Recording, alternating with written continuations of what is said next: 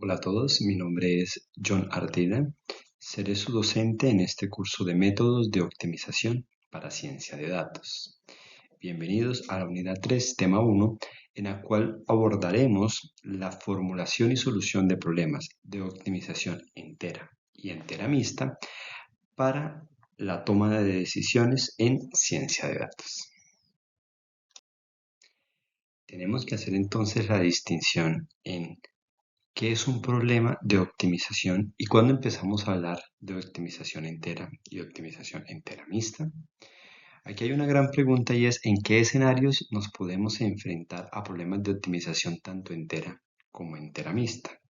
Estoy colocando el dibujito de un barco haciendo referencia a sus problemas logísticos. Empresas como UPS, FedEx, etcétera, que se encargan de utilizar dentro de su modelo logístico los barcos o el medio de transporte marítimo y utilizan contenedores, si en algún momento ese problema de optimización tuviera como restricción que yo en un barco o en un pedido debo tener el número entero de contenedores, es decir, no números decimales y no números reales, ahí estaría hablando de que tengo un problema de optimización entero, porque la variable de decisión son números enteros.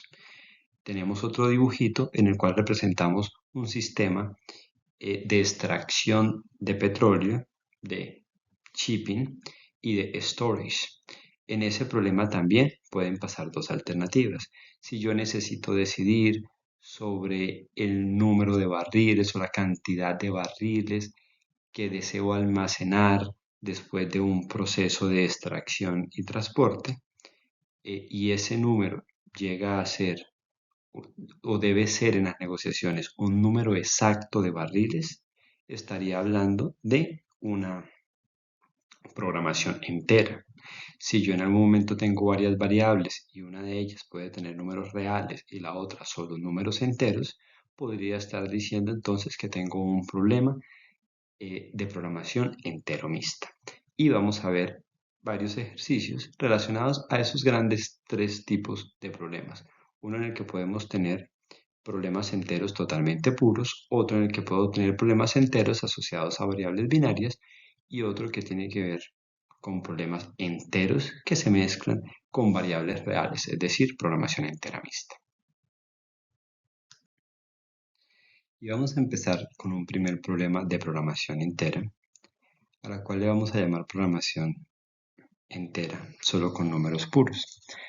Nos referimos a enteros puros porque solo vamos a tener variables de decisión cuyos valores que se van a aceptar son números enteros. No vamos a tener mezcla con otro tipo de variables. Miren ese problema de optimización en donde nos piden maximizar z, que es igual a x1 más 5x2 sujeto a dos restricciones. 11x1 más 6x2 menor o igual a 66 y 5x1 más 50x2 menor o igual a 225. Inicialmente el problema aparece como un problema normal, es decir, no es un problema entero porque tenemos solo dos restricciones de no negatividad en donde se aceptan números reales.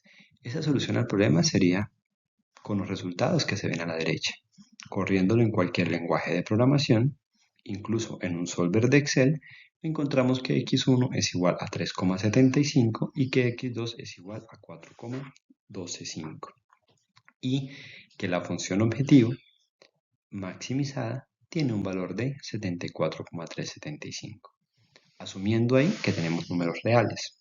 Pero si decidiéramos quitar la última restricción, que dice que las variables x1 y x2 son mayores o iguales que 0, y lo que decimos es que estas variables x1 y x2 solo aceptan números enteros, nos estaríamos enfrentando a un problema de optimización de enteros puros.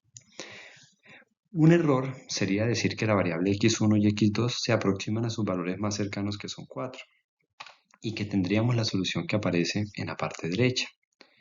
¿Por qué es un error? Porque si reemplazáramos esos dos valores de 4 dentro de la restricción número 1, nos damos cuenta que al multiplicar 11 por 4 y sumarlo con 6 por 4 nos da un número de 68 y 68 no es menor o igual a 66.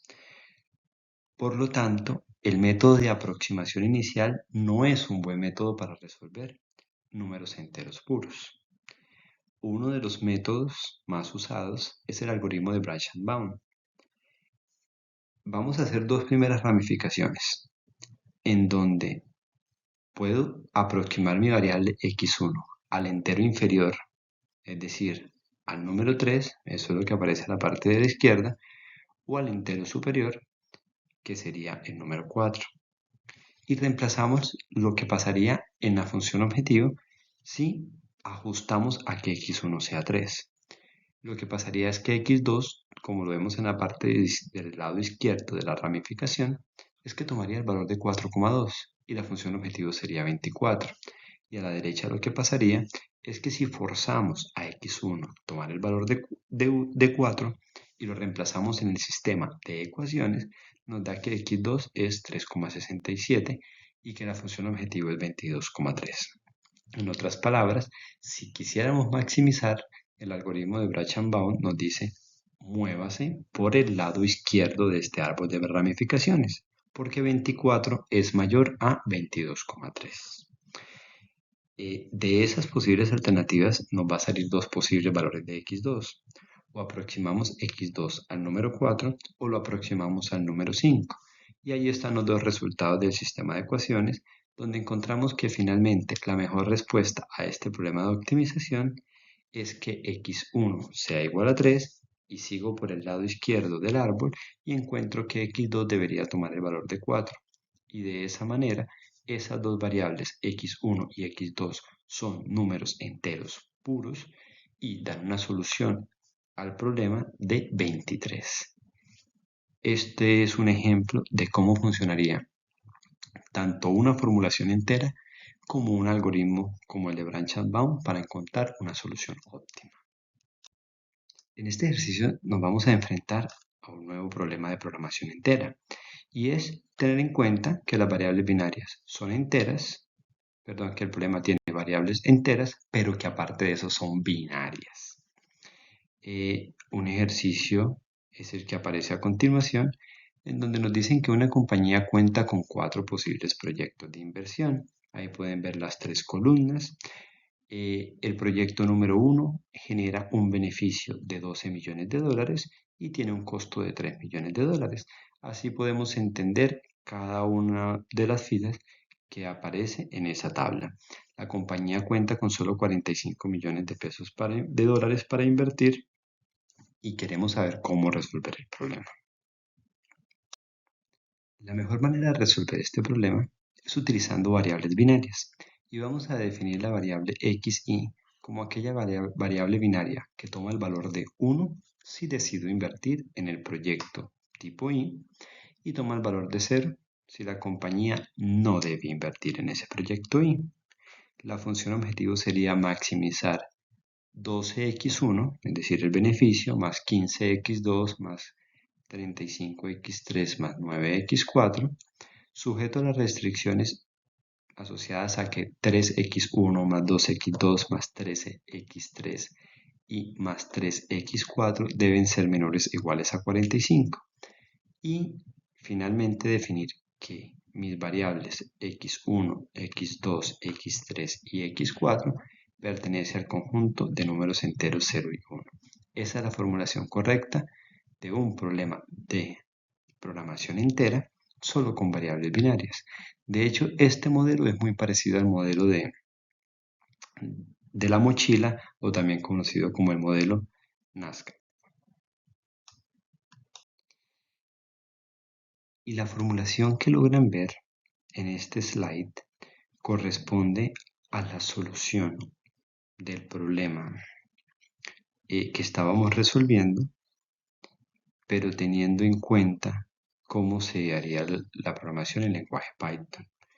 Miren que nosotros primero importamos la biblioteca PULP, escogemos que vamos a resolver el problema de optimización o el problema knapsack asociado al problema de la mochila o problema de decisión de qué proyectos decido ejecutar o en qué proyectos decido invertir, que se hace alusión al problema knapsack o de la mochila, porque en un ejemplo de una mochila, que es ese ejemplo tradicional de solo variables binarias, podemos en algún momento preguntarnos en qué ítems debería o no meter en la mochila de tal manera que yo maximice el beneficio, sabiendo que la mochila tiene una restricción de peso.